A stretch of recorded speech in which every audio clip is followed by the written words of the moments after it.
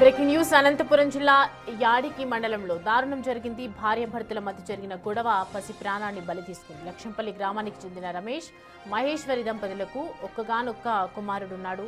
కుటుంబ కలహాల నేపథ్యంలో రమేష్ తన భార్యపైకి రాయి విసురుగా అది ప్రమాదవశాత్తు చిన్నారి రాహుల్కి తగిలి తీవ్ర గాయాలయ్యాయి. వెంటనే బాలుడిని కర్నూలు ప్రభుత్వ హాస్పిటల్కు తరలించగా చికిత్స పొందుతూ మృతి చెందాడు. కళ్ల ముందే కుమారుడు ప్రాణాలు కోల్పోవడంతో తల్లి కన్నీరు మున్నీరుగా విలపిస్తోంది. ఈ ఘటనతో గ్రామంలో తీవ్ర విషాద ఛాయలు అలుముకున్నాయి.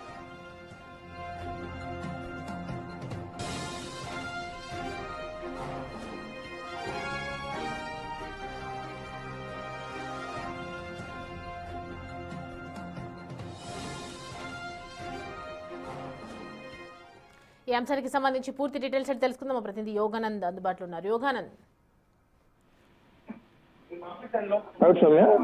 అనంతపురం జిల్లా తాడిపత్రి నియోజకవర్గం యాడిగి మండలంలో విషాదం చోటు చేసుకుంది. అయితే భార్య భర్తల మధ్య గొడవ కాస్త చిన్న పిల్లవాడి ప్రాణమే తీసుకొని చెప్పొచ్చు. ముఖ్యంగా అయితే భార్య భర్త గొడవ పడుతున్న సమయంలో ఆ గొడవకు సంబంధించి ఒక రాయి భర్త భార్య మీద విసిరాడు.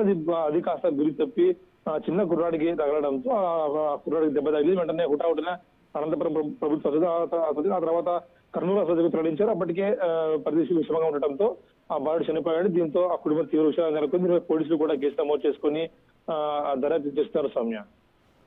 Right Yoganand, thanks for the updates.